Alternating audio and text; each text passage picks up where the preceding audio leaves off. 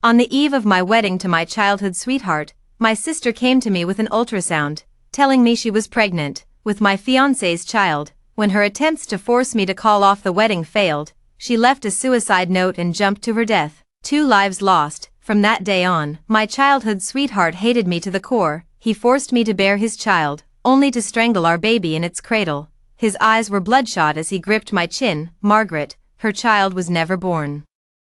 And your child doesn't deserve to live either. I was reborn on the eve of the wedding banquet. Pretending not to see the cunning in my sister's eyes, I smiled faintly. Fine, I'll agree to call off the engagement. Hello, everyone, welcome to my channel. Subscribe us to read wonderful novels every day. Now the story begins. I died from amniotic fluid embolism. When I died, blood soaked through the entire hospital bed. I desperately begged Wade to save me.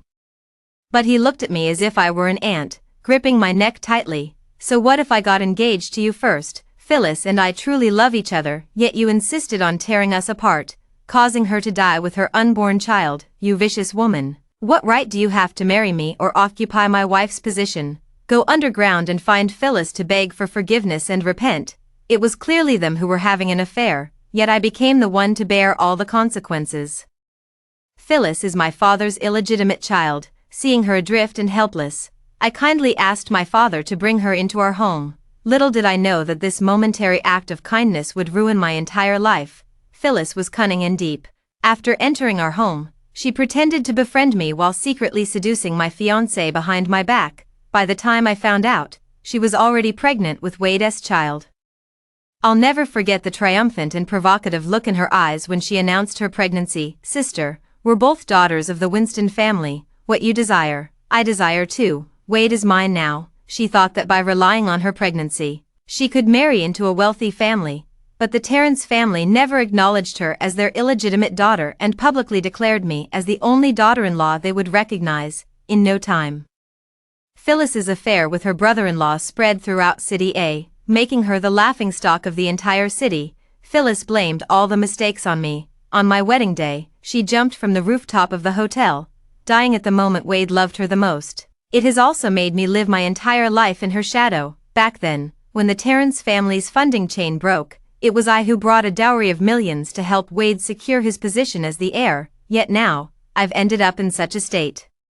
With a desperate laugh, I said, love knows no order of arrival. Wade frowned. Love knows no first come, first served, but a person should have propriety and shame. Wade, back then, I brought a dowry of millions to save your Terrence family from dire straits. Yet you betrayed me by having an affair with my sister-in-law, breaking faith and disregarding morality. I laughed until tears streamed down my face. You want me to repent? Yes, I should repent. I should never have married into your family. And I certainly shouldn't have fought for you in the Terrence family. I'll watch from above as you lose the support of the Winston family and see if you can still hold on to your position as chairman. I'll wait for the day you fall into hell, beyond all redemption. After a final, hoarse outcry, I finally closed my eyes, filled with endless regret. If I could start over, I would never choose to live this kind of life again. Trashy men and cheap women. Get the hell out of here. Margaret, wake up. Your sister is using the baby in her belly to force your whole family to submit. An anxious voice called out. My head was splitting with pain, and when I opened my eyes again, the anxious face before me was none other than my former best friend Susan. I had been reborn to the day before my wedding with Wade. Susan stood up for me indignantly, saying, Phyllis is utterly shameless. If it weren't for you taking pity on her back then? How could she be living the good life she has now, and instead of being grateful, she has the audacity to seduce your fiancé, a mere illegitimate child, yet she dares to dream of marrying into wealth in your place. In my past life, Susan had said these very words to me as well. Now I no longer have the anger from my past life. Phyllis thought that by seducing Wade and getting pregnant, she could replace me and marry into the Terrence family. In her dreams, Wade is a pretty but useless man obsessed with beauty, but the old lady of the Terrence family is not. Could she not see this was a temptress? She immediately rejected my father, saying the daughter-in-law of the Terrence family could only be me. Margaret. Phyllis lost her virtue and her dignity, which is why she wept and pleaded endlessly the night before my wedding. I shook my head with a light laugh, my gaze firm as I said, don't worry, she won't marry into the Terrence family. Phyllis was the one rejected by Grandma Terrence. Even if Phyllis doesn't care about her own dignity, the Winston family still values their reputation. Sure enough, as soon as I went downstairs, I heard the sound of Grandma smashing a teacup. "You disgrace. How dare you come begging after doing such a shameless thing?" At this moment, Phyllis was kneeling on the ground, crying pitifully. "Grandma, you and Grandma Terrence are old friends. Who else can Phyllis turn to besides you? Besides, everyone only says the Winston family and the Terrence family are uniting through marriage. I'm also a daughter of the Winston family. Why can only my sister marry into a prestigious family? Grandma, you shouldn't favor one over the other." My grandmother clenched her teeth in anger at her. "How dare you say that? You seduced your sister's man, and you expect me to celebrate and send you into a wealthy family. If I had known you were such a shameless creature, I never should have agreed to bring you back to the Winston family. Someone, tie her up and take her back to her room. Don't let her out to humiliate us before the wedding tomorrow."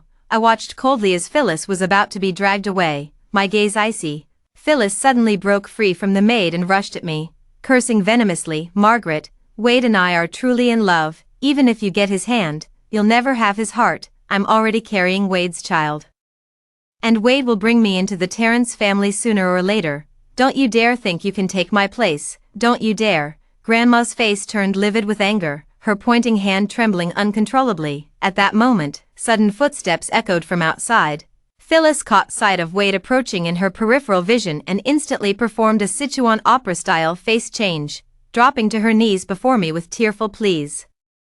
"Sister, all faults are Phyllis's faults. I'm willing to accept any punishment. I only beg you to spare the child's life. Don't force me to have an abortion." The next moment, she seemed to be pushed hard by someone, let out a scream, and fell backward. But the look she gave me was full of the cunning of a scheme accomplished. Yet I clearly didn't touch her, I sneered, feeling the frozen heart gradually regain its vitality. In her past life, she bullied the weak with her strength, ruining my entire life. Does she really think the same tricks will work again in this life? "Sister, why did you push me?" I screamed even more pitifully than her, my face filled with terror as I tumbled down the stairs. "Margaret, Phyllis," before losing consciousness. All I heard were several panicked exclamations in my ears. When I woke up again, I was lying on a hospital bed, with Wade and Grandma arguing nearby. Wade said coldly, "Grandma Winston, Phyllis has tolerated her repeatedly, yet Margaret still pushes her limits. How is such a person worthy of being the daughter-in-law of our Terrence family?"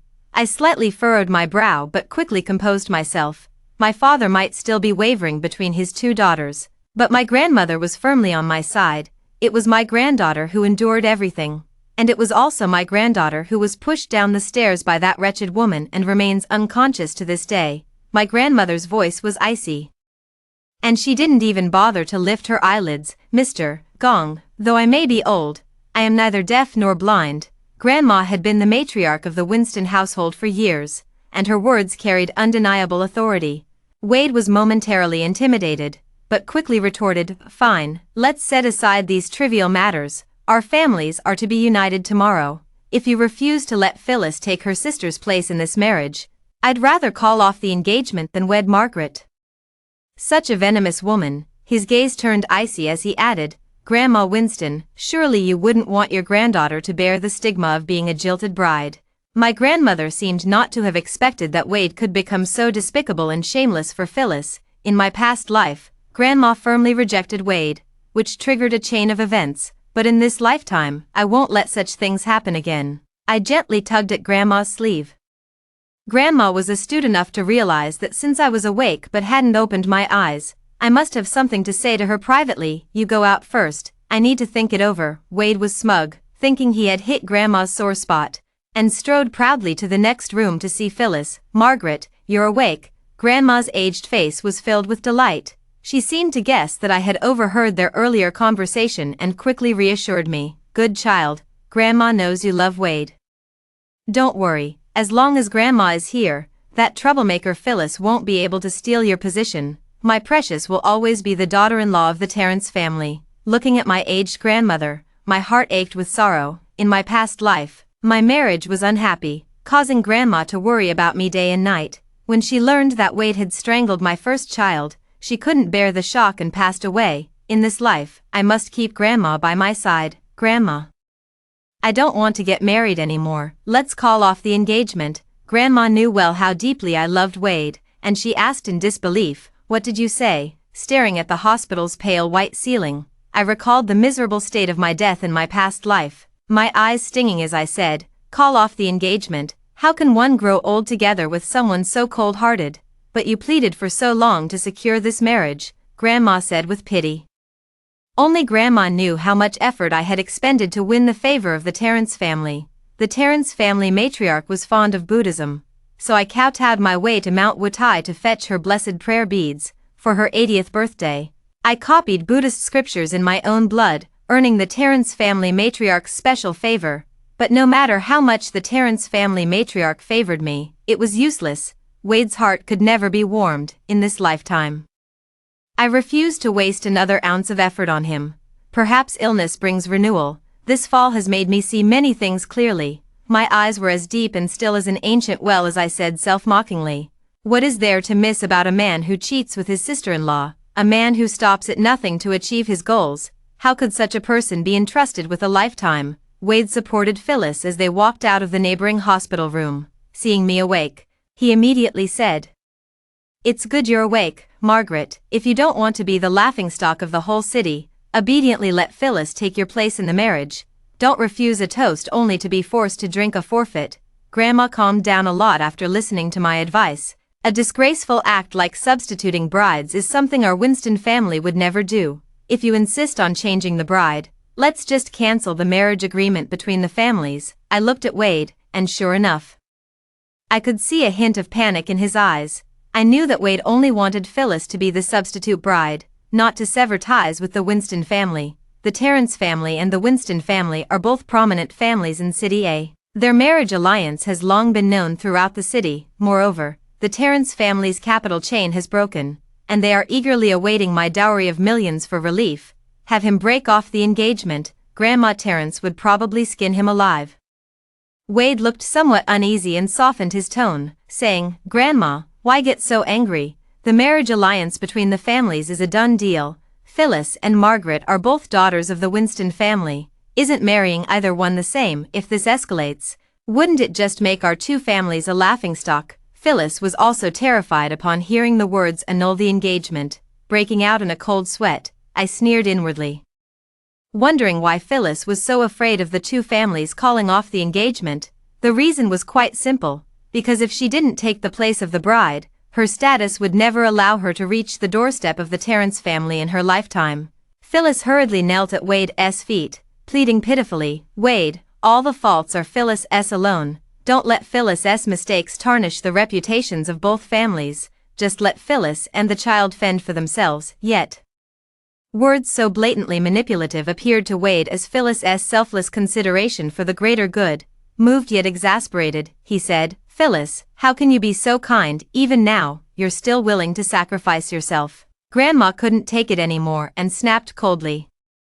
If she were truly kind, she wouldn't have seduced her own sister's man. Some people may have eyes, but they're as good as blind. Wade also sensed something was amiss and frowned at Phyllis. Phyllis immediately panicked, shaking her head incessantly as tears fell like strings of pearls, evoking pity. "No, Wade, it's not like that. I didn't know you were my sister's boyfriend at the time. I just couldn't help myself, and I'll get rid of the baby right away. So Wade and my sister won't be troubled." Phyllis made as if to leave. Wade, seeing the beauty in tears, he immediately cast aside his suspicions, holding her hand as if she were a precious jewel. "Silly girl, don't say such things. Who dares to lay a finger on Wade's child?" With that, his gaze turned to me, filled with resentment. "You vicious woman, Phyllis is already like this. Must you drive her to death before you're satisfied?" I laughed in extreme anger. "Drive her to death? Wade, you really know how to turn the tables, don't you? It's clearly you who did something shameless, yet you're trying to pin the blame on me. Moreover, if you and Phyllis are truly in love, why don't you personally go and beg Grandma Terrence? You vowed to Grandma Terrence, willing to give up your status as the eldest son of the Terrence family, just to be with Phyllis. What could Grandma Terrence possibly do to you? In the end, it's just wanting the best of both worlds. Unable to let go of beauty, and even more reluctant to part with wealth, I looked directly at Wade, pretending to be moved by them, and lowered my eyes, saying, since you are truly in love, I can't say much more." Phyllis thought I was about to agree to the substitute marriage and was just starting to gloat. I deliberately pretended to hesitate and said, "However, this matter of a substitute marriage isn't something I can decide alone. It still requires Grandma Terrence's approval. Since you insist on marrying none but her and she insists on marrying none but you, then go back and seek Grandma Terrence's permission. If she agrees to let my sister marry into your family, our Winston family will have no objections." As soon as I said this, my grandmother immediately became furious. How could we let that wretched Phyllis marry into the Terrence family? But I gave her an almost imperceptible shake of my head, signaling her to stay calm. In my past life, I married into the Terrence family for 5 years and knew Grandma Terrence's personality well. She would never allow a vixen like Phyllis to enter the household, which is why Wade kept trying to work on me. But how could I let this scumbag and his mistress have it easy? If you want to marry Phyllis, fine, first get past Grandma Terrence's approval. Sure enough, Wade angrily retorted, "Margaret, do you think I don't dare? Just wait and see." With that, he took Phyllis and stormed off. I watched Wade's retreating figure, sneering repeatedly. "Wade, in my past life, I refused to marry in your stead to save your dignity. This lifetime, I'll grant you your wish." I'm eager to see what kind of scene will unfold when you go to Grandma Terrence on the eve of the wedding to demand a bride swap. The Terrence family will surely make a spectacle. "My child, you've suffered so much, don't worry. Grandma will definitely find you a better marriage." Grandma looked at me with eyes full of tenderness and guilt, believing it was the Winston family who wronged me. I could only smile self-deprecatingly, my long lashes lowering as images of my miserable death in my past life flooded my mind. All crows are black under the sky. What difference does it make whom I marry? In this life, I only seek my own carefree happiness. "Grandma, why are you in such a hurry to marry me off? Don't you want your granddaughter to stay home and keep you company longer?" I deliberately hugged Grandma's arm and acted coquettishly. "Silly child, even if Grandma wanted to keep you, I couldn't let you stay unmarried forever." Grandma took my hand and said lovingly, "My granddaughter is the finest girl in City A. Wade falling for that little wretch was his loss, just because of one rotten fish. Are you going to refuse marriage forever? You're still young, with such a long life ahead. If you keep avoiding difficulties, what will you do in the future? You're good in every way, always putting my mind at ease, except for being too sentimental. Deep affection does not last long, and extreme wisdom brings harm. You must learn to love, but not without reservation. Do you understand? Deep affection does not last long, and extreme wisdom brings harm." Hearing my grandmother's words was like clouds parting to reveal the sun, striking a chord deep within me. In my past life, I pondered for so many years without grasping this truth. Yet my grandmother articulated it so clearly in just a few words. The field that had died in my heart has sprouted new shoots once again. Yes, even that despicable couple deserves love, so why can't I? Should I give up my right to love just because of temporary pain? How could I face my grandmother's advice then? Father had no sons, only me and Phyllis as his 2 daughters. Grandmother raised me like a boy.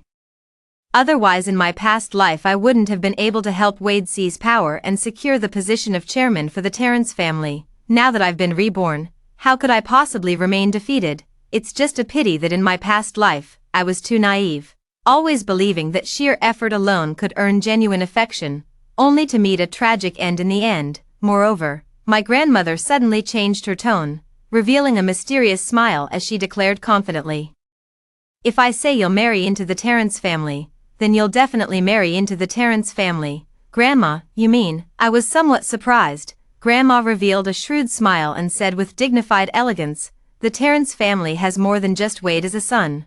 There are plenty of fine young men. My granddaughter will not only marry, but she will have a grand wedding. Terrence's home other sons." After much deliberation, a cold and ascetic figure suddenly flashed through my mind.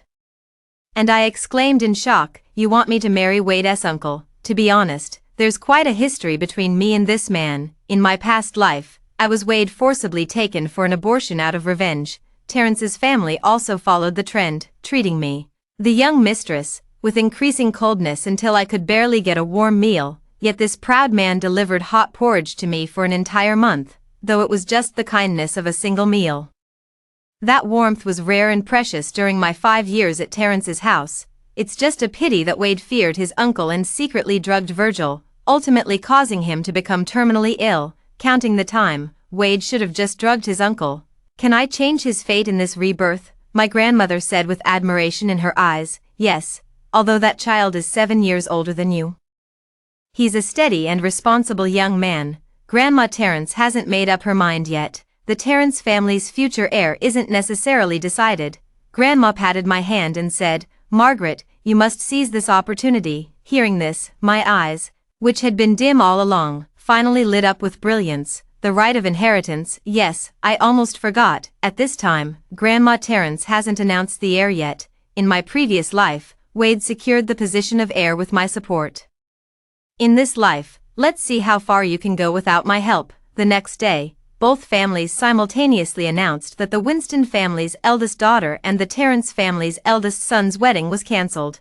Immediately following was an even more shocking announcement. I am engaged to Virgil. Originally set to marry Wade, I ended up marrying his uncle instead. Instantly, the entire city A was in an uproar. Wade was no exception, just as I expected. The moment he mentioned marrying Grandma Terrence to Phyllis, the old lady scolded him mercilessly. In the end, it was Grandpa Terrence who stepped in to mediate, saying they should wait until Phyllis gave birth before discussing her joining the family. However, Grandpa Terrence insisted that it had to be a boy for Phyllis to be accepted into the family. Terrence family made it blatantly clear they looked down on Phyllis, yet Phyllis, upon receiving this news, couldn't wait to flaunt it to me as if she'd been granted an imperial decree. Sister, oh sister, you never expected this, did you? In the end, it's me who gets the last laugh. Virgil, that sickly weakling, won't live much longer. Soon, the entire Terrence family will belong to Wade, and then I'll be the mistress of the house. I can't wait to see the day you'll grovel at my feet. Her eyes brimmed with twisted delight. This was also what puzzled me most in my past life. I looked directly at Phyllis and said word by word, Phyllis, I've treated you well. If I hadn't taken pity on her and brought her home back then, Phyllis would still be wandering outside. Later when I took her into my home, I believed I fulfilled my duty as an elder sister and never treated her harshly. Why does Phyllis hate me so much? Treated me well, ha ha ha. Margaret, stop being hypocritical. Phyllis let out a sharp, sinister laugh. Her face twisted with malice as she said, Your kindness, taking me home, was nothing but scraps of charity. We are both our father's daughters, sharing the same blood. So why did you grow up in luxury while I was left to wander homeless? Why could you marry into a wealthy family, while I couldn't even step through the gates of the Terrence household? Margaret, you've been perched high for too long. It's time you tasted the bitterness of having nothing, just as I once did. Starting today, I will take everything that belongs to you. Hearing this, I remained silent for a long while, only to find it utterly laughable in the end. My initial goodwill had unwittingly nurtured a wolf in sheep's clothing. I've seen plenty of ungrateful wretches in my time, but you're the first to set such a standard. Fine, consider it my mistake for misjudging you. My sincere devotion fed to the dogs. But the one thing you should never have done is gamble with the entire Winston family just for your own sake. You had an affair with your brother-in-law. Do you have any idea how this will make Grandma and the Winston family look to outsiders? Phyllis burst into laughter as if hearing the most ridiculous joke, tears nearly streaming from her eyes. Grandma, the Winston family, what do they matter? The only thing that matters is my own happiness. Phyllis is utterly selfish, completely ignorant of the principle that a large family thrives or falls together. She only cares about her own pleasure, disregarding the survival of the entire family. Looking at that dark and twisted face, the resentment, despair, and pain from both past and present lives finally made me resolve. I am going to Phyllis take action. I clutched my chest, as if deeply wounded, and said, Those who walk different paths cannot work together. You may leave. Phyllis gave a cold snort and turned to leave. Seizing the moment before she walked too far, I deliberately said to Susan, Has my jade Buddha statue arrived?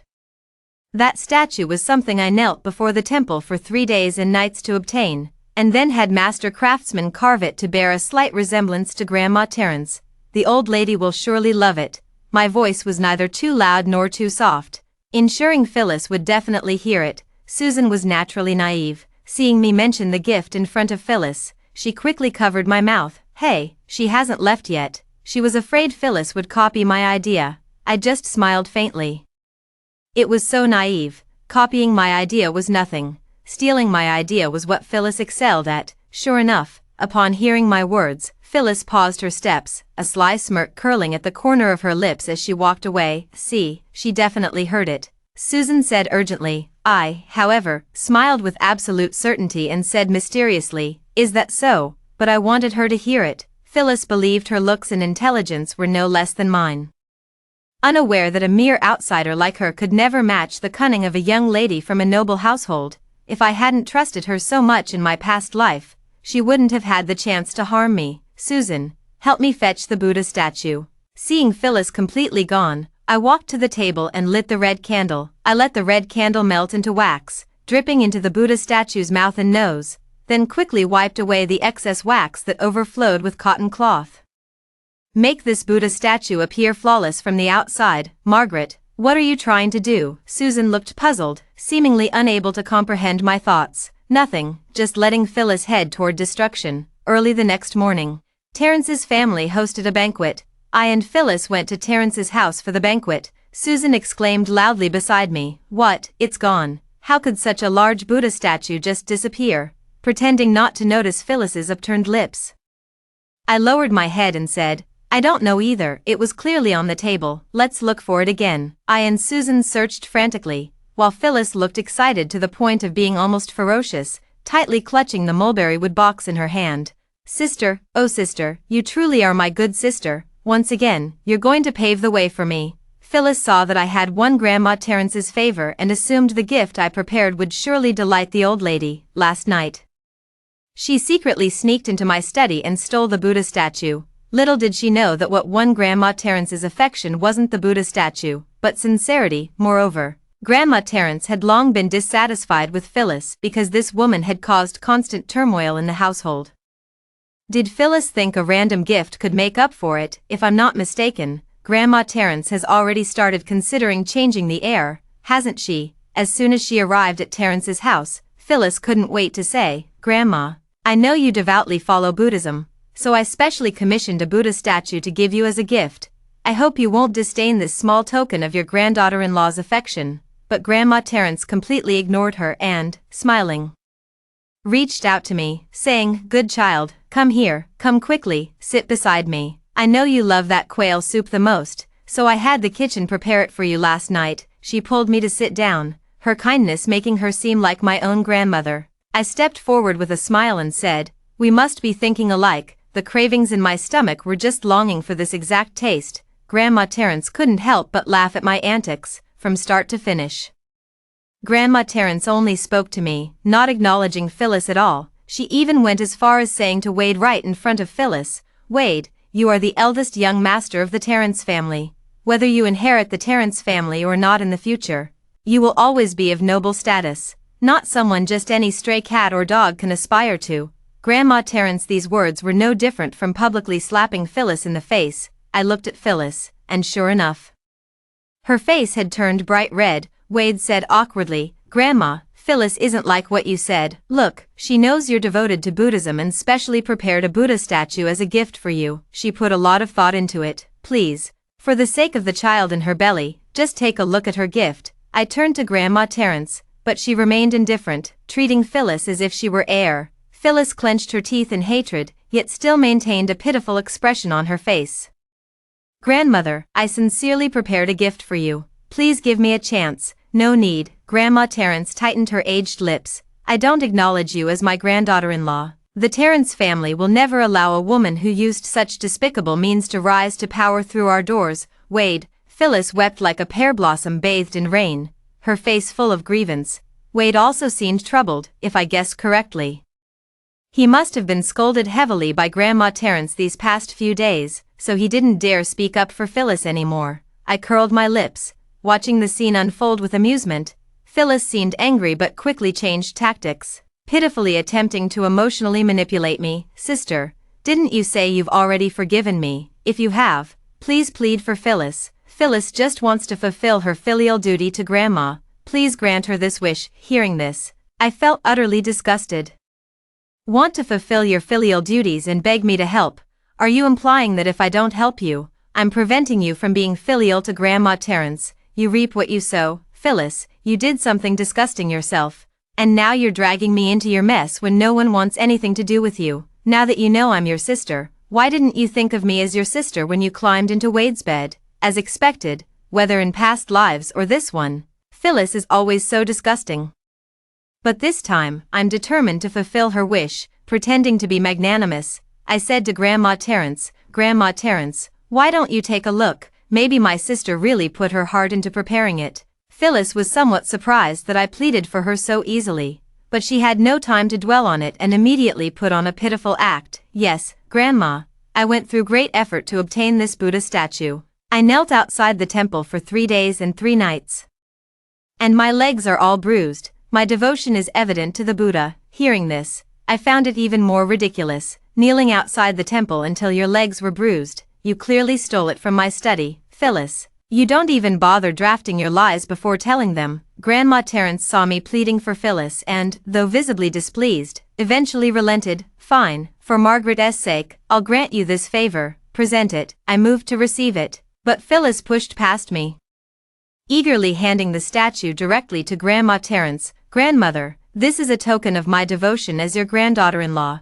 Please accept." Before she could finish her words, Grandma Terence slapped Phyllis hard across the face the moment she saw the Buddha statue in the box, sending her crashing heavily to the ground. "Phyllis, you wretched woman, how dare you curse me?" Watching Phyllis's panicked expression, I slowly curled my lips into a smile, my eyes glinting with a cold light.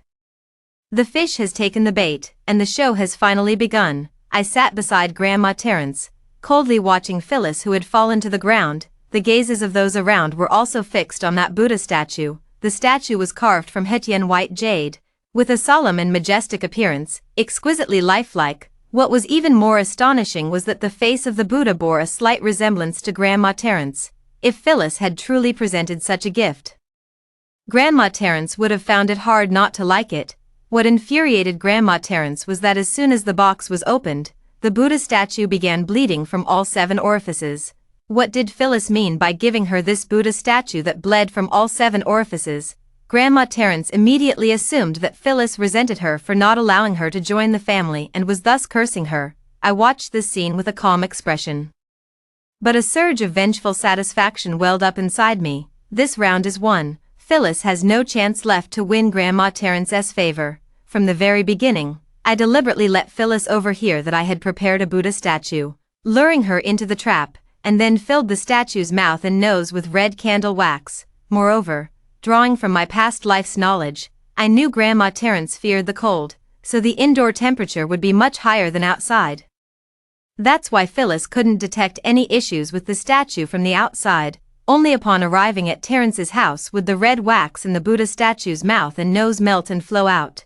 This round tests not only my wits but also my understanding of Grandma Terence and Phyllis. "You vile woman, are you deliberately cursing me, knowing I worship Buddha, yet you bring a statue bleeding from all orifices to disgust me? Wade, this is the fine woman you found. For this wretch, you'd even neglect your own grandmother." Grandma Terence now not only despises Phyllis but has also dragged Wade into it. Phyllis shook her head frantically. "No, it's not, Grandma. She framed me. Grandma, this Buddha statue was Margaret's doing. She set me up then." With eyes bloodshot, she rushed forward to strangle me. "Margaret, you vile woman, I wondered why you brought up the Buddha statue in front of me yesterday. You're trying to ruin me. How dare you?" Just as her hands were about to close around my neck, a pair of slender, well-defined hands appeared before my eyes. "Miss Phyllis, it seems rather inappropriate for you to harm my fiancé in my own home, don't you think?" The man's voice was as refreshing and melodious as a mountain spring. I looked up and saw it was Virgil. To be fair, Virgil possessed exceptionally handsome features. His handsome face, with its well-defined angles, exudes masculine charm in every line, while his starry eyes reveal kindness and warmth. Only because of Wade's slow-acting poison, his lips were slightly pale. Virgil grabbed Phyllis's wrist, smiling on the surface, but his grip was far from gentle, twisting her face in pain. "Miss Phyllis, you'd better learn to control your hands and stop hurting people recklessly." With that, he released his grip. Phyllis fell to the ground with a scream. I stared at him in shock as my vision blurred before me. Scenes from past and present lives overlap. Virgil seems to appear just in time to save me from peril every time, but I only panicked for a brief moment before regaining my composure. "The show must go on. Phyllis, you know how to play the victim. but do you think I can't do the same? With reddened eyes, I said to Phyllis, "Sister, what are you talking about? This Buddha statue was clearly the gift you prepared for Grandma Terence just moments ago. You were saying how you knelt in front of the temple for 3 days and nights until your knees were bruised to obtain this gift. How could it suddenly become mine, Grandma Terence? I'm truly at a loss to defend myself. Please be my judge." With that, I took out a handkerchief to wipe my tears. Grandma Terence grew even more furious upon hearing this. "Phyllis, you wretched creature, clearly, it was you who wished to curse me, and now you dare to falsely accuse your sister. Someone, throw her out. I never want to see her again." Phyllis panicked instantly and hurriedly pleaded, "No, Grandma, I was truly framed by her. I only thought the Buddha statue was beautiful and wanted to offer it as a tribute. It was Margaret who deliberately used a statue with blood streaming from its orifices. She's the one who intended to curse you. Is that so?" Just as I was about to retort, Virgil suddenly grasped my cold hand beside me. He gave me a look, signaling that I needn't worry. Then Virgil pointed at the Phyllis S. mulberry wood box and said, "So, you stole this Buddha statue from my fiancé." Phyllis, though reluctant to admit to theft, had no choice but to say for the sake of her innocence.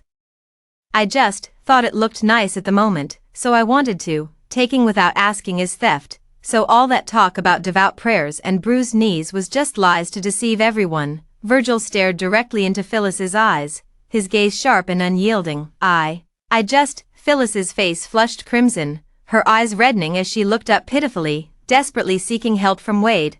Wade had no choice but to brace himself and say to Virgil, "Uncle, Phyllis nephew. I know you like Phyllis, but one must always have principles and a sense of shame." Virgil interrupted coldly. I saw Wade get Virgil here, and I couldn't help but applaud Virgil in my heart. "Well said." Virgil continued to say to Phyllis, "Phyllis, you thought you could shift the blame onto Margaret, but you didn't realize you've already exposed the truth." "What?" Phyllis bit her lower lip, the resentment in her eyes barely concealed. "Uncle, you can't just side with Margaret because she's your fiancée. I won't accept this." "You don't accept this? Fine." Virgil pointed at the mulberry wood box and said, "Look at the box in her hand. Margaret is deeply devoted to Buddhist teachings. If she were preparing a Buddha statue, she would definitely use sandalwood for the container. Yet, Phyllis is holding a mulberry wood box. Mulberry wood, also known as soul-summoning wood, is the most disliked in Buddhism. Therefore, this Buddha statue must have been prepared by someone who knows nothing about Buddhist principles." I immediately turned to Grandma Terence and said, "Grandma, all the gifts I've given you in the past were packaged in sandalwood boxes. If you don't believe me, you can send someone to check. Mulberry wood is considered inauspicious, and I would absolutely never use it for a gift box." Virgil took the lead. I provided backup, and our seamless teamwork instantly Phyllis to the pillar of shame. "Bastard!" Grandma Terence was so furious that she immediately threw the teacup in her hand hard at Phyllis. Wade was also splashed with hot water. Because of this incident, Grandma Terence disliked Phyllis even more, and her attitude toward Wade, her own grandson, also worsened significantly. My knowledge from 2 lifetimes told me Phyllis would definitely come to steal this Buddha statue, but I never expected Virgil to help me with such a big favor upon our first meeting. My heart was filled with mixed emotions, and the thought of him being poisoned in his previous life only deepened the sorrow. I must do something to stop all this. "Grandma Terence, I need to talk to Virgil." Grandma Terence was taken aback for a moment, then held my hand with an even more benevolent smile. "I was worried you might get stuck in your own thoughts." Good, very good. It's wonderful that you're willing to bond with Virgil." "Virgil, your fiancé wants to chat with you. Hurry over," she playfully urged Virgil. Grandma Terence was extremely satisfied with me as her daughter-in-law, which is why Wade's scandal made her so furious. Now that she sees I'm willing to engage with Virgil, she's naturally overjoyed. Anyway, Grandma Terence had made up her mind to welcome me through the Terence family's front door. Phyllis was so enraged upon hearing this that she nearly gritted her teeth to pieces. Why does everyone like Margaret, that wretched woman? What kind of bewitching potion did she give everyone?" "Grandma, I'm innocent. It was my sister who framed me." Phyllis continued to protest her innocence, but no one paid her any attention anymore. Virgil led me to the small garden at the back, behaving with gentlemanly courtesy, his gaze as warm as in our past life. "Watch your step. Though the garden is lovely, the ground is uneven in places. Next time you visit, I'll make sure the gardener levels it properly." I gazed into his obsidian dark eyes, no longer hearing a sound, my heart filled with memories of him feeding me porridge in a past life. Initially, I had planned to hint subtly and advise Virgil against drinking that morning tea, but now I've decided to tell him the truth directly. Do you drink a cup of Junshan silver needle tea every morning? Virgil seemed surprised by my train of thought but still followed my words. That's true, but it's my personal habit. How did you know? Junshan silver needle tea clears the stomach and strengthens the spleen, so he had the habit of drinking this tea every morning. My heart was filled with sorrow. Of course I knew. In my past life, Virgil was killed by the slow-acting poison in this tea. It's just a pity I realized it too late. By then, Virgil was already beyond saving. In this second life, I will never let the tragedy repeat itself. I grabbed Virgil's arm and said with utmost seriousness, "Stop drinking. Someone has put something in the tea." Virgil was stunned for a moment, then shook his head and mocked himself. "Margaret, with this body of mine, why would anyone bother to harm me? What if I told you it was because you drank that tea that your health deteriorated?" I looked directly into Virgil's eyes and said word by word, "Virgil, think carefully. Did your health issues start after drinking that tea?" Recalling my past life, Virgil was actually Grandma Terrence's originally intended heir, but later, as his health deteriorated, Wade ended up taking advantage of the situation. At these words, Virgil seemed to fall into recollection. His brows furrowed, his gaze gradually grew intense, and a cold glint flashed in his eyes. It was Wade. Often, the beneficiaries are the perpetrators. His body is truly broken, and the first beneficiary in the Terrence family would be Wade. I nodded. Talking with smart people is always efficient. Thank you for telling me this, otherwise, I wouldn't have noticed my nephew's sinister ambitions. But daring to share this with me on our first meeting, aren't you afraid of overstepping boundaries? Virgil's gaze at me was filled with intense interest. I smiled, a faint glow finally appearing on my pale cheeks. Didn't you help me put on a grand show when we first met, if I'm not mistaken? Virgil knew from the very beginning that this was a trap I had set, yet not only did he not expose me, he even helped me perform this grand show well. This proves he is still the same kind-hearted person as in his previous life. Such a good person should not meet a tragic end. I looked at Virgil and said firmly, "Moreover, I believe some people remain strangers even after years, while others become close friends at first sight." When leaving Terrence's house, Virgil personally drove me back. Phyllis had been holding it in the whole way. She suddenly slapped the maid beside her and demanded, "Wade, why didn't he come to see me off?" The maid covered her face and trembled as she replied, "Miss, Wade has been detained at home by Grandma Terrence. She said she wants to arrange another marriage for him." Phyllis trembled with rage upon hearing this. Her face twisted in fury as she spat. "What, another marriage? I just got rid of one, Margaret. And now someone else is trying to steal the position of Terrence family's matriarch from me. No way, no one can take my place, no one." Her eyes darted around as she deliberately squeezed out a few pitiful tears, clutching her stomach. She collapsed in front of the Terrence family's main gate. "Wade, after returning home, my grandmother cheerfully said to me, 'Margaret, your wedding with Virgil is approaching. Grandma Terrence has ordered many wedding dresses from abroad. Come and pick some out. You, the bride-to-be, should start preparing early.'" Who knows what kind of spell Phyllis cast on Wade, but despite her causing such a huge mess, Wade remains devoted to her and even convinced Grandma Terrence to let her into the family. These past few days, Phyllis has been so smug she could practically float. She feels she married above me and always tries to put me down. "Grandma, let me pick the wedding dress first. Wade is about to become the heir of the Terrence family, so the wedding must be perfect. As for my sister, she's just marrying a sickly man. She can have whatever dress I don't want, even though we're both marrying into the Terrence family. There's still a clear difference in status." With that, she looked at me smugly. "Margaret, what if you harmed me? What if Grandma Terrence doesn't like me? As long as I can capture Wade's heart, I'll still be the mistress of the Terrence family. And you'll still be trampled under my feet." My grandmother immediately retorted coldly, "You stole your sister's fiancé, then had the audacity to get pregnant before marriage, and now you have the nerve to pick a wedding dress first.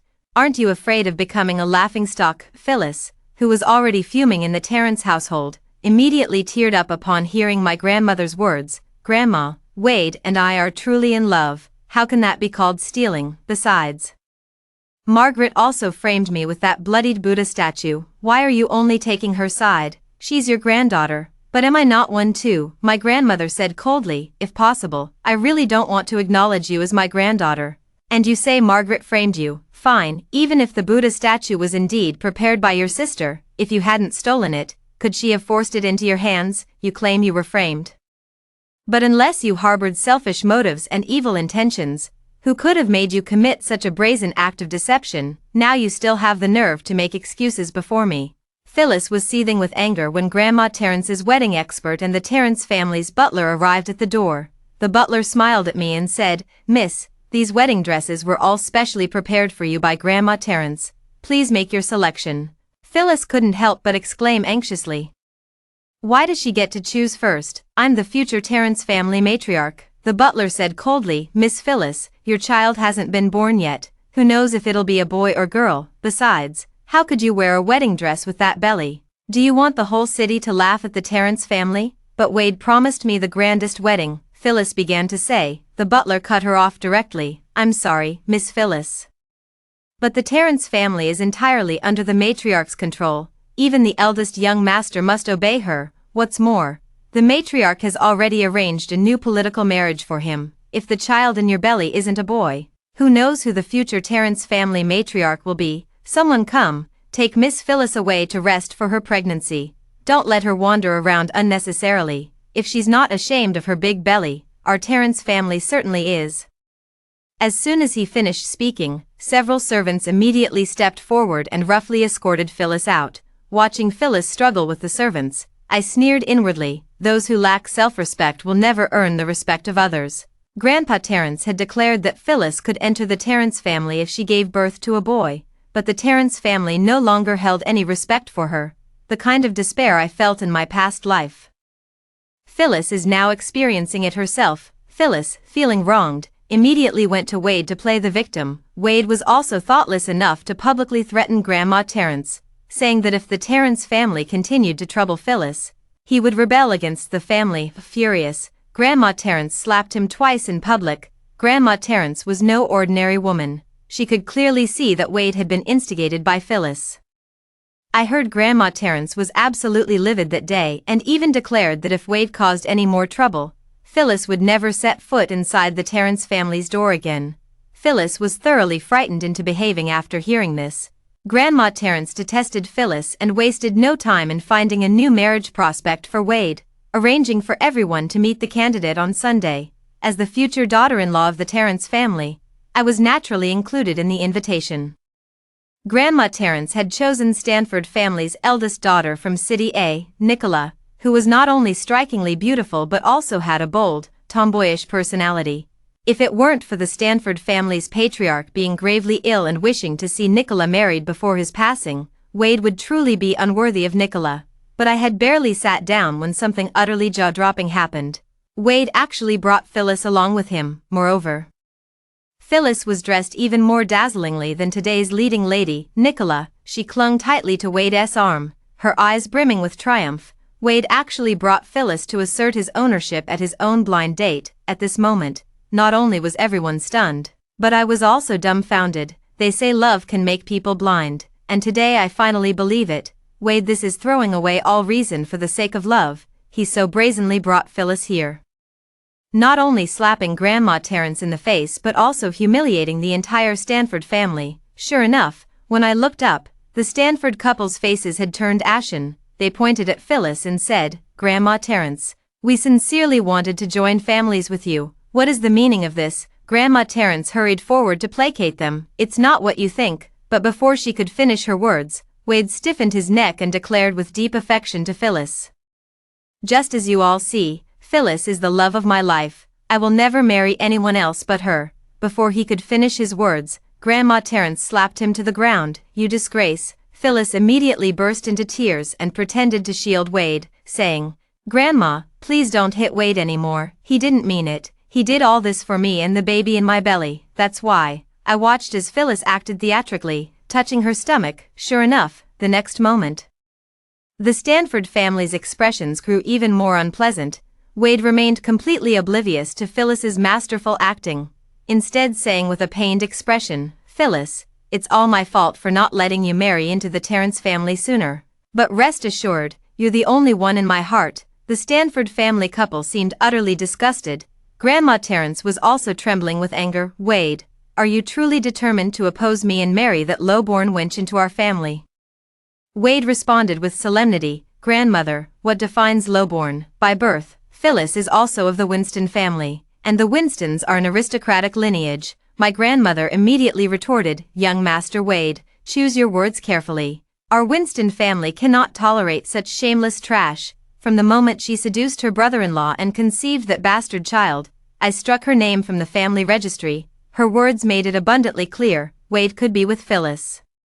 But he shouldn't expect even a shred of support from the Winston family. The Winston family only acknowledges me as their daughter. At this matchmaking banquet, Wade not only offended Grandma Terrence and the Stanford family, but also managed to anger our Winston family. His once rock-solid position as heir has now begun to waver.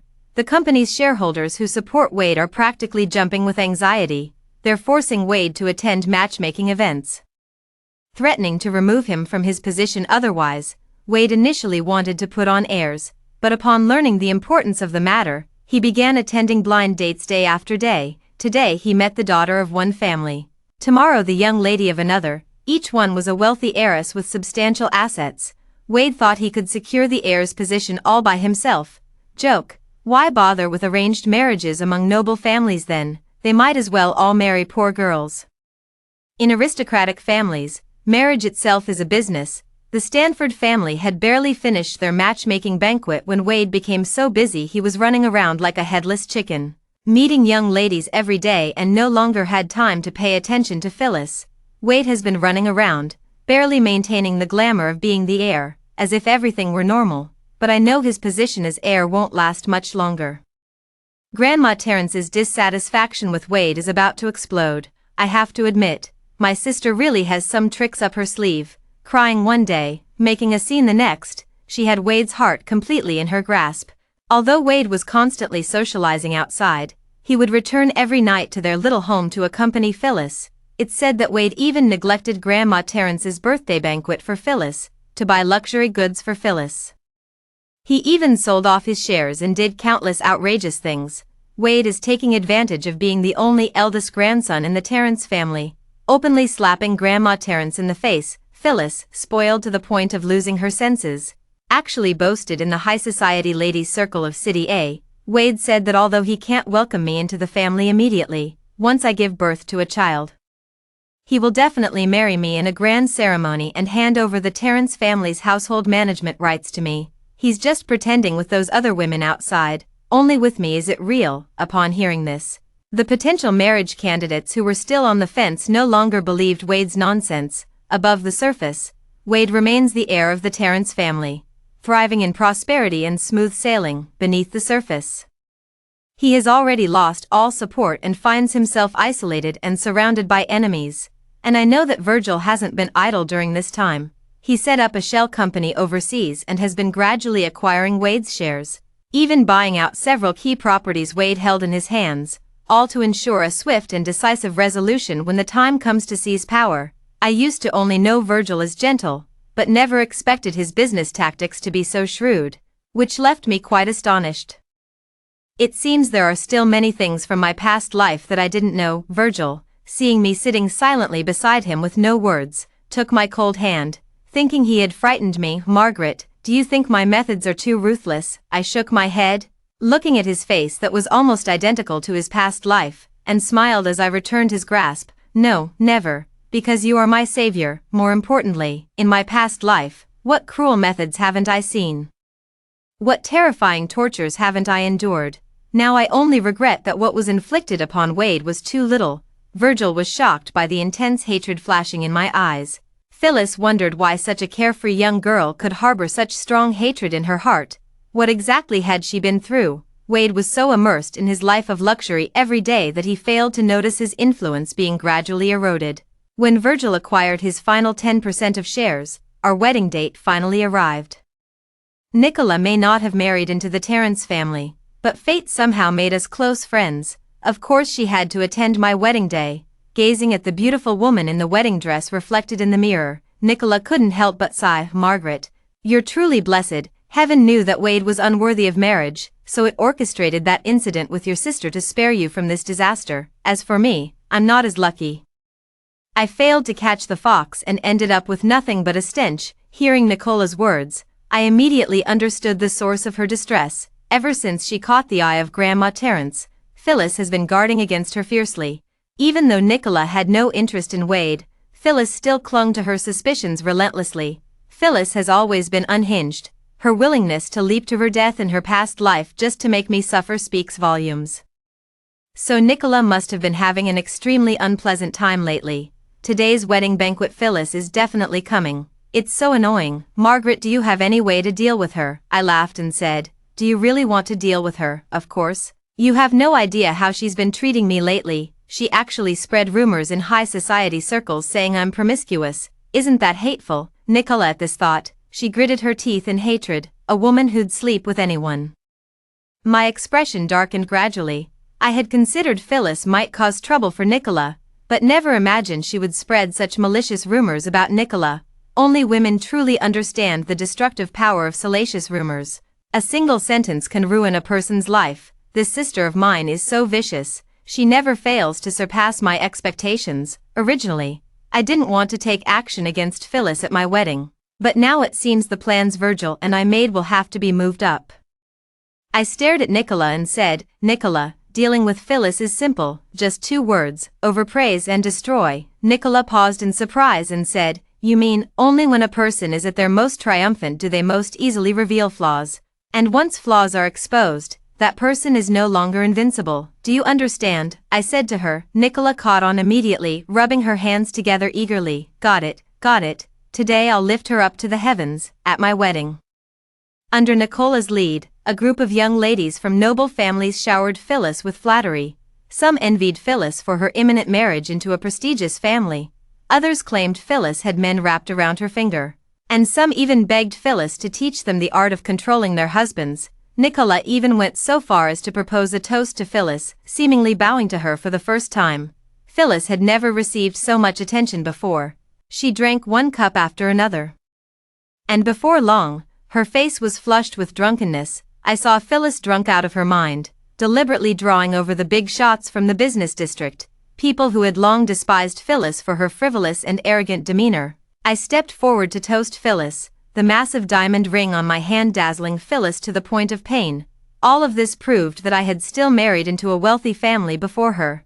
Phyllis already hated me to the core, and now, egged on by the crowd, she lost her senses and violently knocked over my wine glass. Margaret, your days of gloating won't last much longer. Once I marry into the Terrence family, I'll be the mistress of the house. You and your sickly husband will have to live at my mercy. And even that old hag Grandma Terrence will have to follow my lead. When I tell you to kneel, you won't dare stand. If she hadn't been drunk, Phyllis would never have uttered such outrageous words, but today, dead drunk, she blurted out all her true thoughts. The surrounding business tycoon's expressions changed abruptly. Phyllis had already disgraced herself by stealing her sister's fiancé, but now she was pushing her luck, even daring to think of climbing over Grandma Terrence's head.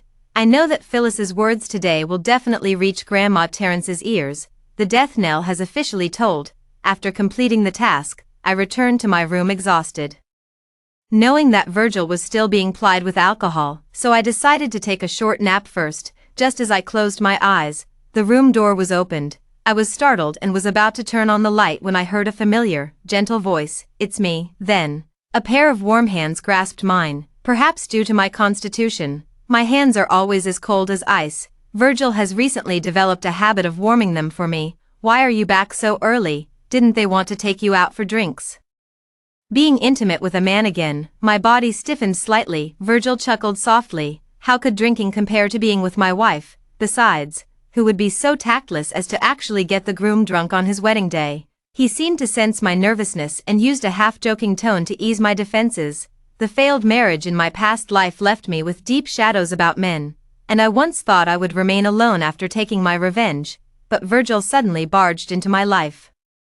Perhaps it was because of my grandmother's advice, or perhaps because of that bowl of warm porridge in my past life, but I always had a different feeling towards Virgil. All these days, I couldn't quite figure out what that feeling was, but now, Looking at his eyes that still shine brightly in the dim room, I think I understand now, it's a sense of security. As long as he's here, I never have to be afraid. Virgil, if one day you discover that I'm not as kind as you imagined, that I can also scheme against others, would you still love me like this? I stubbornly looked at Virgil. Silly. Virgil pulled me into his embrace, planting tender kisses by my ear. In this world, who doesn't scheme against others, and who isn't schemed against?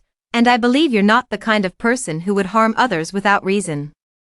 Anyway, don't be afraid, I'll always stand by your side, always stand by your side. Tears streamed down my face, what I had begged for my entire previous life but never obtained, I had somehow stumbled upon in this lifetime. I gaze at Virgil's face, still sharply defined in the darkness of night.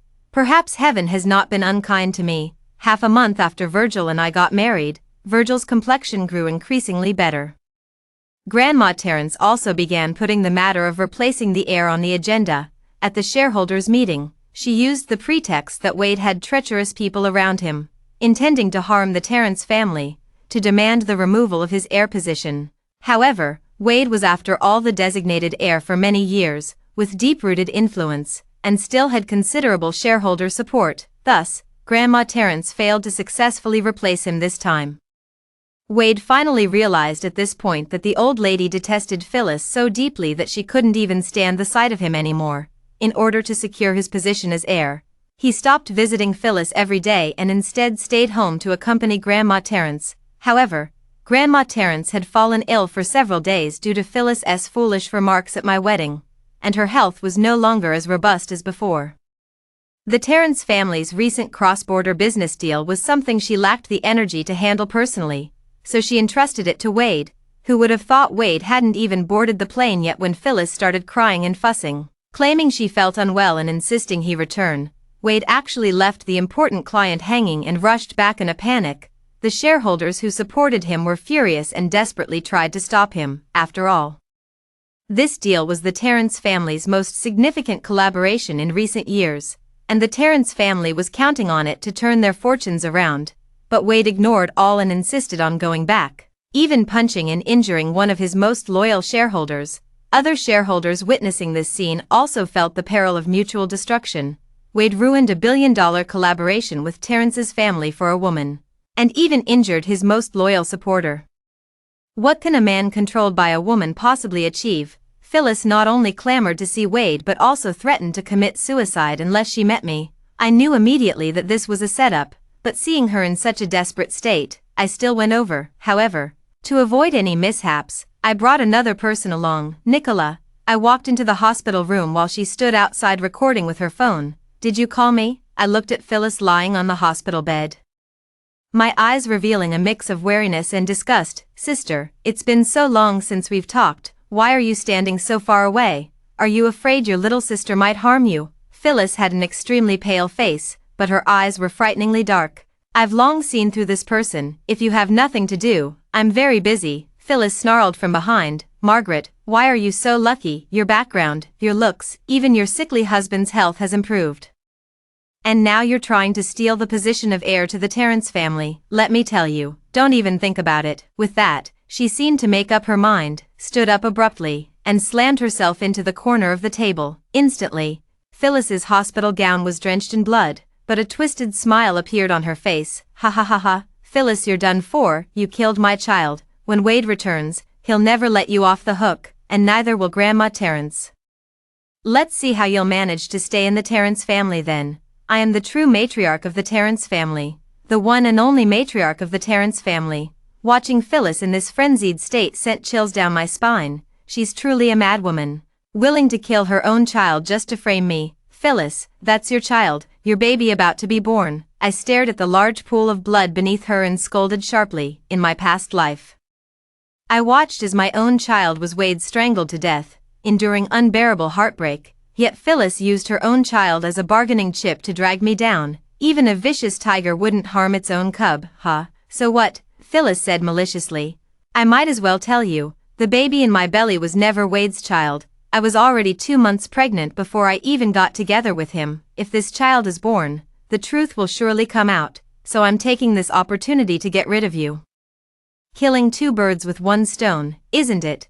I stared in shock at Phyllis, a piece of information I had never known in this life or the last. No wonder Phyllis had jumped to her death so resolutely in the past life. The child in her belly wasn't Wade's at all. So, when you said you were pregnant with Wade's child back then, Phyllis sneered, Wade is just a rebound guy I found. If he weren't the eldest son of the Terrence family, would I even look at him? Of course. The more important thing is, I just want to take your place. I just want to marry into a wealthy family. I just want to trample you, Margaret, under my feet. Do you hate me now? Ha ha ha. Margaret, if you have the guts, go complain to Wade. Tell him I just used him as a rebound, that I've cheated on him countless times. Let's see if he believes you or me, my dear sister, my sweet sister. Don't even think about struggling. This blame is yours to bear. Before she could finish her words, hurried footsteps echoed through the hospital corridor. Phyllis, Phyllis. Phyllis heard Wade's voice and gave me a twisted smile before instantly putting on the pitiful look of a delicate white flower. Ugh, Wade, I'm in so much pain. I'm sorry. I couldn't protect our child. Wade entered the hospital room and saw Phyllis covered in blood, collapsed on the floor, with me standing right in front of her. Phyllis. Wade looked at Phyllis's fragile and pitiful state and instantly went mad. He grabbed my throat, his eyes bloodshot, and snarled, Margaret, you wretched woman, what have you done to Phyllis? If anything happens to her or the child, I'll send you straight to hell. Wade's frenzied appearance left no doubt about the truth of his words. It seemed he could strangle me to death at any moment. Phyllis revealed a sinister smile at the corner of her mouth, but quickly feigned kindness, saying, Ahem, Wade, don't. Even if my sister is unkind, I cannot be unjust. Though she killed my child, she is still my own sister after all. Woo-woo, my child, my poor child. Her wailing was heart-wrenching, and her words only poured fuel on the fire. Wade tightened his grip even more, his large hands like iron clamps, leaving me almost unable to breathe. I desperately clutched Wade's hands, suddenly broke free, and slapped him hard across the face. Enough, Wade, you're just a fool being played like a puppet. Wade was slapped, which only fueled his rage further. Ignoring him, I turned to Phyllis and said word by word, Phyllis, do you think I'd still be as foolish as before, letting you frame me? Phyllis's already pale face turned as white as paper. What do you mean? Nicola, shouldn't you show yourself now? I looked towards the outside of the hospital room. Immediately after, Nicola walked in with a cold smile under Phyllis's horrified gaze. Phyllis had previously spread rumors about her, saying she was promiscuous. Today, the boomerang finally came back to hit Phyllis herself. Nicola raised her phone and said to Wade, Wade, watch carefully and see what kind of person your beloved innocent flower really is. Soon, she pressed the video play button. Every word Phyllis said to me was clearly recorded in the phone. No, don't listen, Wade, they framed me. This video is fabricated by them. Phyllis let out a scream and immediately tried to snatch the phone. Unfortunately, having just accidentally knocked over the child herself, she was extremely weak and stood no chance against Nicola. Soon, the entire video finished playing. Wade stood frozen in place when he heard that the child wasn't his. Phyllis had just been using him as a backup plan. Wade's eyes turned murderous. The woman he had fought so desperately to marry, the woman for whom he was willing to stand against the whole world, she turned out to be this kind of person, disloyal, deceitful, and utterly shameless. Phyllis shuddered violently, shaking her head in panic. No, it's not like that, Wade, let me explain. It was all my sister's doing. She set me up. The evidence is right here in the video, and you still dare to lie to me. Wade roared in fury, betrayed and deceived. His rage erupted as he suddenly slapped Phyllis hard across the face. He put all his strength into that slap, sending Phyllis flying several meters away. Phyllis's face instantly bore 5 red, swollen palm marks, and several of her teeth were knocked out. But misfortunes never come singly. As another piece of bad news soon reached Wade, it turned out that Grandma Terrence had learned Wade ruined Terrence family's $100 million deal for Phyllis, and directly called to revoke his heir status. At this moment, Wade was filled with despair. It's over, everything is over. Not only did he lose the woman he loved most, but he also lost his position as the heir. Phyllis went mad upon hearing this, shouting, What? Wade is no longer the heir. What about my position as the lady of the house? What about my position as the lady of the house? She suddenly turned to me, glaring viciously. It's you, Margaret, it's you again. Do you think by harming me, by harming Wade, you can take over the Terrence family? Let me tell you, you're dreaming. You are a member of the Winston family, and so am I. As a family, we rise and fall together. If I lose face, don't think you'll get away unscathed. Wade couldn't take it anymore and began stomping wildly on her stomach. Phyllis, who had just suffered a miscarriage, was in excruciating pain from the kicks, and beads of cold sweat immediately rolled down her face. You bitch, how dare you falsely accuse others at a time like this? Wade looked deranged as he grabbed my shoulders and said, Margaret, you still love me, don't you? You did all this to prove you still care about me, right? As long as you help me secure the heir's position, I'll definitely marry you. Let's go back to how things were before, okay? His frenzied expression was almost identical to Phyllis's. I abruptly broke free from him and said, Wade, how dare you? From the moment you cheated on me with Phyllis, there hasn't been any love left between us, and besides, I'm your uncle's wife. By rights, you should call me aunt. My words were like a flame. Wade instantly erupted in fury. The former Margaret was wholeheartedly devoted to him. Her eyes filled only with him, yet in such a short time, she had already cast him aside. Wade had grown accustomed to me following behind him, but one day, when he realized this woman no longer had him in her eyes, he first felt anger, then began to panic. Margaret, didn't you like me the most? You've only been married to Virgil for a few days and already call yourself my aunt. Was your affection always so cheap? Hearing this, I found it even more laughable. Wade said my feelings are cheap. After we got engaged, he cheated on me with my own sister and humiliated me countless times, yet now he still expects me to treat him the same as before. Is he dreaming? I couldn't be bothered with this pair of lunatics and turned to leave. Wade shouted hysterically behind me with resentment, Margaret, do you really look down on me that much? Do you think I'll definitely lose to Virgil? Just wait and see. I paused in my steps but still didn't turn back. Grandma Terrence had announced Virgil as the new heir, but whenever I recalled Wade's frantic and unwilling expression that day, I still felt a chill run down my spine. I couldn't shake the feeling that Wade would stir up trouble again. Virgil always comforts me over and over again, but a woman's sixth sense is terrifyingly accurate. Wade disappeared for over half a month before reappearing in the Terrence family estate. Surprisingly, Phyllis, who had already fallen out with him, was still by his side. Grandma Terrence thought Wade had come for the heir position and immediately said coldly, There's no need for you to beg me anymore. In 3 days, I'll hand the heir position to your uncle. For this wretched woman, you even disregarded a contract worth hundreds of millions. I no longer need a grandson like you. Whether it's fortune or misfortune in the future, you'll bear it yourself. She was completely disappointed in Wade. If the previous broken engagement could be attributed to Wade's youthful ignorance, then abandoning billions in company business for a woman, how could someone like this possibly qualify as the Terrence family's heir? I watched this scene coldly. But then something astonishing happened. Wade didn't mention reinstatement again. Instead, he knelt by Grandma Terrence's bedside, deeply repenting for his mistakes. Grandma, I know I was wrong. It was all a moment of foolishness back then, and I'll never do it again. I only beg to stay by your side with Phyllis, serving and caring for you. Please give us this chance. Grandma Terrence was visibly moved upon hearing this. Wade continued kneeling by Grandma Terrence's bedside, wailing, Grandma, I don't want anything anymore, not the heir position, not the billions. I just beg you to acknowledge me as your grandson. I'd even be willing to die right here if that's what it takes. Phyllis knelt beside him silently wiping tears, her face deathly pale from the recent miscarriage, looking like a helpless little white flower in the storm. Grandma, all the mistakes from before were entirely Phyllis's fault. I beg you not to blame Wade. I've lost my child. Please, considering the lesson I've already learned, let us stay. Phyllis wept pitifully, her tears like pear blossoms glistening with rain, evoking sympathy. I furrowed my brows, my gaze sweeping over the two of them. As the ominous feeling in my heart grew stronger, Wade knew full well that Phyllis's child wasn't his, so why was he still willing to bring Phyllis into the Terrence family? Could his feelings for Phyllis be so deep that he'd willingly wear her infidelity like a green hat? But if his love were truly that profound, he wouldn't have violently kicked Phyllis that day, even with my rebirth. This is the first time I can't comprehend what these two are thinking. Grandma Terrence softened after all, blood being thicker than water. Especially since Wade had already relinquished his position as heir, Grandma Terrence ultimately chose to let them stay.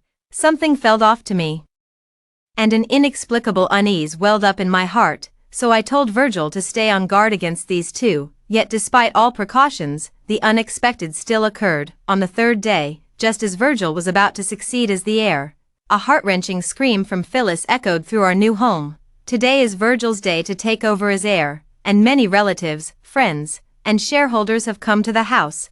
When I heard the scream and rushed to the new room, Virgil's hands and arms were drenched in red wine. Phyllis's dress buttons had all popped open. Clutching her bare chest, she wailed, "Assault, uncle, how could you do this to me? I'm your niece-in-law." Phyllis's outburst left the relatives and shareholders who had come to congratulate Virgil utterly stunned. The sight before me made my blood run cold. The scene in front of me brought back memories of my past life, back then. Wade and Phyllis had also appeared stark naked in our new home like this, but I only panicked for a moment before quickly regaining my composure. My husband is Virgil, not that despicable and shameless Wade. I should also have confidence that he wouldn't do anything to betray me. Recalling the unusual behavior of Wade and Phyllis these past few days, this must be a trap they set up. They deliberately caused this incident today to tarnish Virgil's reputation and prevent him from succeeding as the heir. Sure enough, the next moment, Wade also arrived at the bridal chamber, feigning surprise as he said, "Phyllis, what's going on here?" Phyllis immediately threw herself onto Wade, weeping like a rain-soaked pear blossom as she cried, "Wade, Phyllis can't go on living. I was just trying to be kind by seeking out my brother-in-law to toast and congratulate him. But who knew he would attempt to take advantage of me? If you hadn't arrived in time, I would have been violated by him." With that, she paid no heed to her nearly naked body and buried her head in her hands, sobbing uncontrollably. At this moment, I finally pieced together Phyllis and Wade's entire scheme. I couldn't help but narrow my eyes. No wonder Wade and Phyllis insisted on staying at Terrence's house. They had been planning for this very day all along. Wade roared in fury, "Uncle! How could you do this to Phyllis? She's my fiancée. How could you commit such an immoral act?" Phyllis wailed in grief, "Virgil, you lecherous monster who even preys on your nephew's bride-to-be. What right do you have to be the heir of the Terrence family? Someone please stand up for me." Her face, usually as pure as a little white flower, was now filled with hatred and madness. "Margaret, if I can't have it, neither will you." That day in the hospital room, Phyllis almost became Wade's discarded pawn. It was she who came up with this vicious plan. Wade only then brought her back into Terrence's house. I watched the frenzied Phyllis with cold eyes, then scanned the entire new house. "Phyllis, is what you said really true?" Wade snarled with a twisted face. "Margaret, even if Virgil is your husband, the fact remains that he did such beastly things to Phyllis. Do you still want to defend him?" He couldn't understand why, just a month ago, I was deeply in love with him, yet suddenly my feelings had changed. I let out a cold laugh. Of course he wouldn't understand the depth of the enmity between us. How many of my innocent children had died by his hand? Phyllis let out a maddened wail. Grandma Terrence was quickly brought over, frowning as she said, "What are you arguing about on such a joyous day?" Phyllis saw her as if spotting a savior and immediately rushed over. "Grandma, Virgil tried to rape me. Please stand up for me, or I'll dash my brains out against the walls of your Terrence family." Grandma Terrence felt her vision darken. Looking at Virgil in disbelief, she knew this child well. He was absolutely not the type to be ruled by his baser instincts. Yet Phyllis, why did she appear in their new home? Grandma Terrence's aged face darkened as she said, "If Virgil has truly wronged you, I will not let it slide. But if someone is deliberately harming him, I won't spare them either." Her imposing aura was overwhelming. Phyllis flinched but quickly mustered her courage and said, "Grandma, go ahead and investigate. After all, the pure remain pure, and the filthy stay filthy." With that, she glared at me fiercely, her eyes brimming with overwhelming resentment that seemed on the verge of spilling out. I couldn't be bothered to pay her any attention and walked over to Virgil, whispering, no matter how much we tried to guard against it, we still couldn't prevent them from succeeding. Virgil gave a bitter smile. I was too careless and fell right into their trap. I shook my head. How could it be Virgil's carelessness? It was clearly Wade and Phyllis who were shameless enough to frame Virgil in such a despicable way. At that moment, I made up my mind. I couldn't let them continue stirring up trouble in Terrence's house.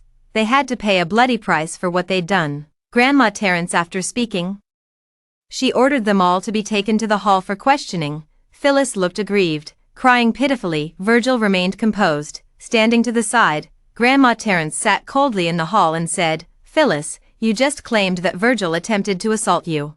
Explain clearly what exactly happened. Phyllis immediately wiped her tears and said pitifully, I knew today was Uncle's special day, so I came specifically to offer him a toast, but as soon as he saw me, he went crazy, trying to tear at my clothes, and almost, at this point, she seemed to recall something extremely terrifying and broke down in sobs. The crowd below was utterly confused by what they saw. They had come to celebrate Virgil's succession as the heir, never expecting such a scandal to unfold. Could it be Virgil was truly overcome by lust and intended to take advantage of Phyllis, this little beauty? Grandma Terence turned to Virgil and said, Virgil, what do you have to say for yourself?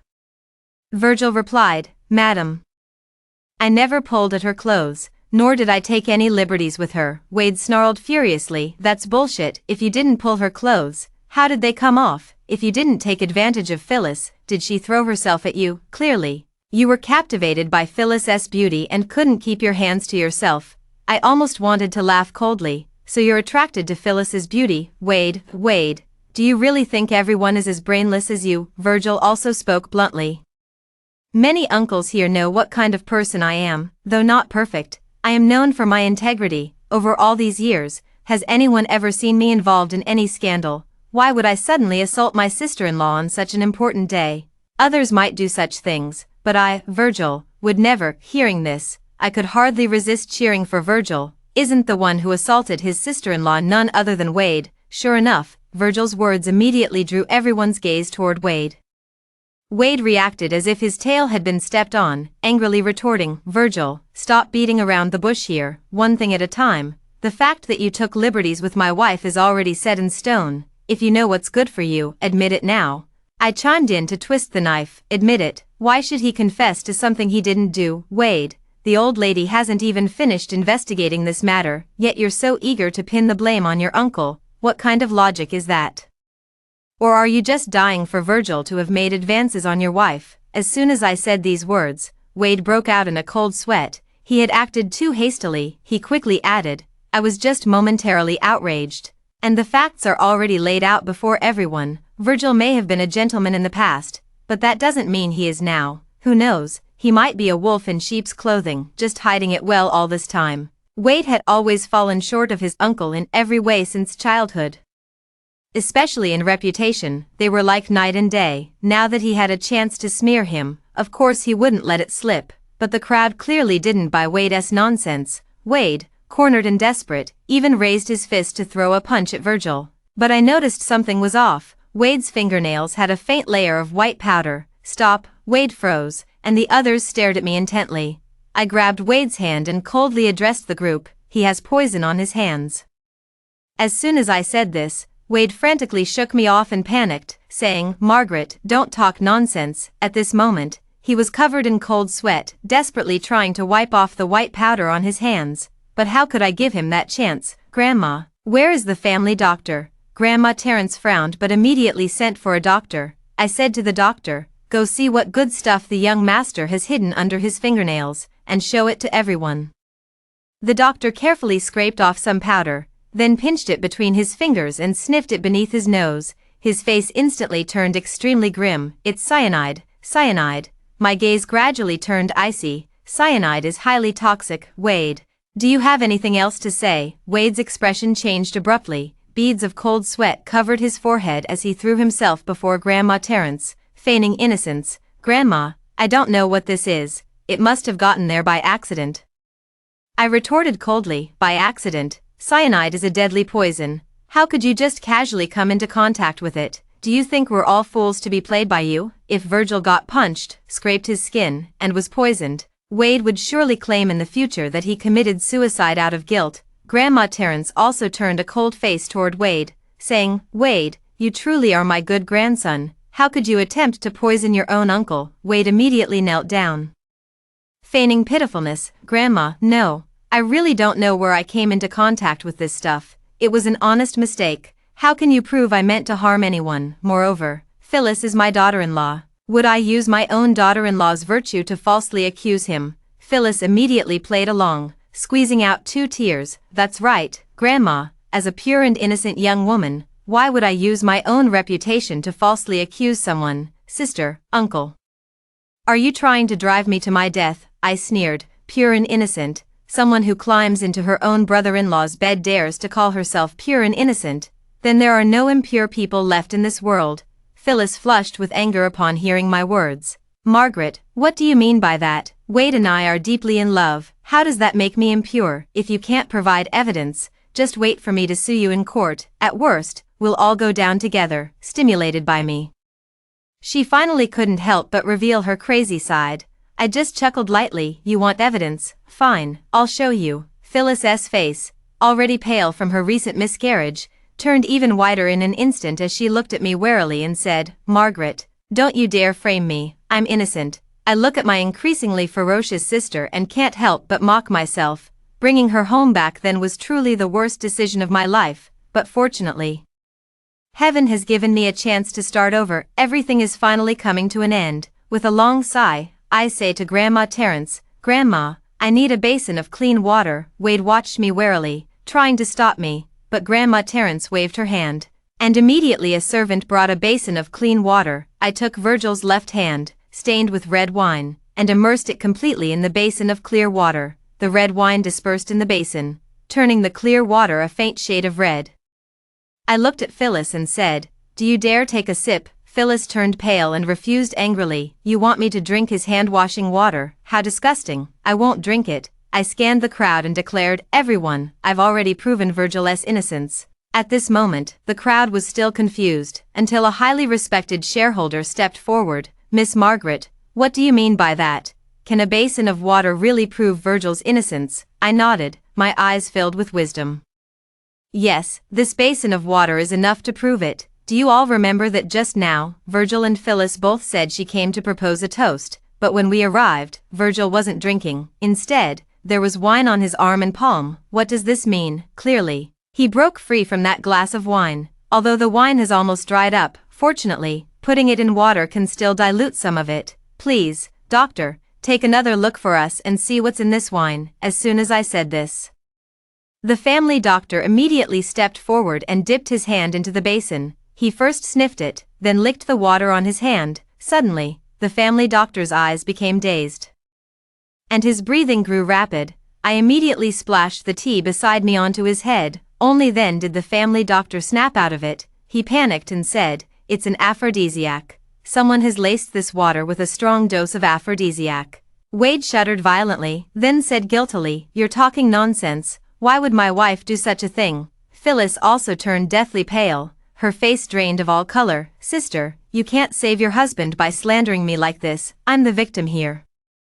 I sneered coldly. If I'm not mistaken, you laced this wine with so much aphrodisiac precisely to irrefutably frame Virgil for assaulting you, didn't you? Otherwise, given the sheer difference in your physiques, if Virgil truly wanted to force himself on you, would he even need aphrodisiacs? He could simply cover your mouth. Do you honestly believe you'd make a single sound? Do you think he'd let you scream loud enough for all of us to come running? My words were like a final death knell.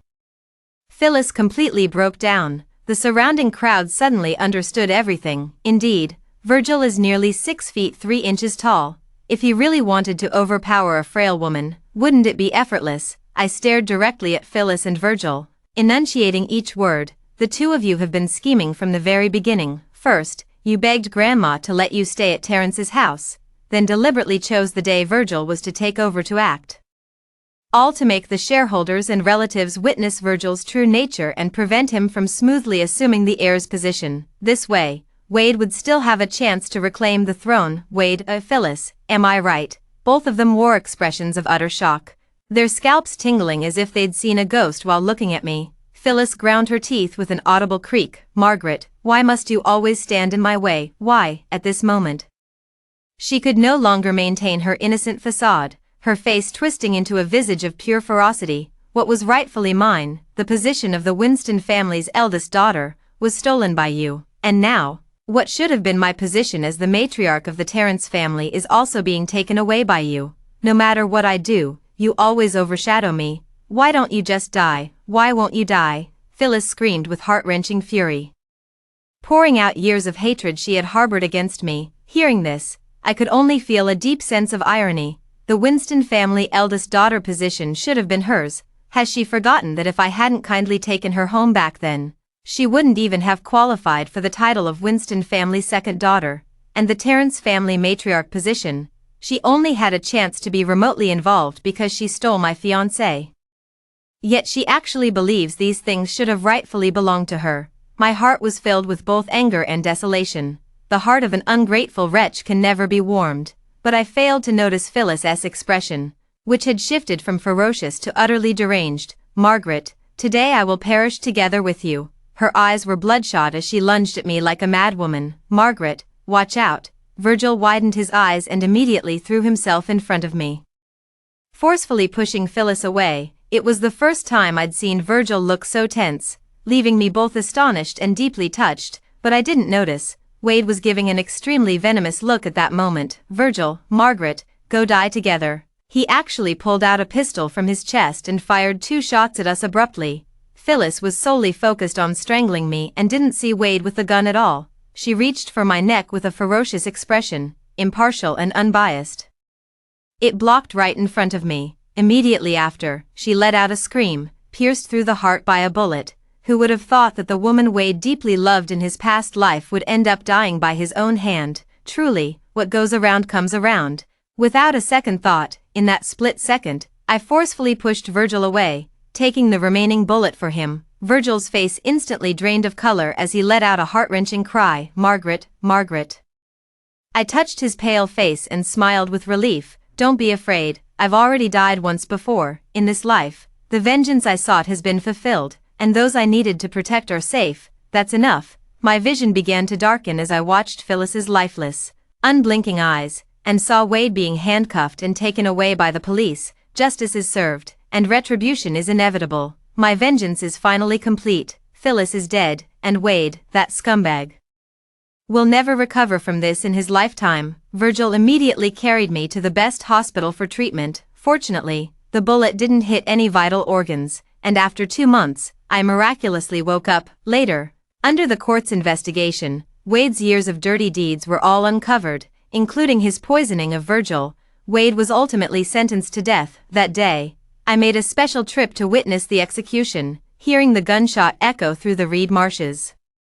I finally felt at peace, and all the hatred dissipated like mist. On the way home, Virgil swung my hand and said, "Darling, in the past your eyes were only on Wade and Phyllis. From now on, could you look at me instead?" I smiled while gazing at his handsome profile.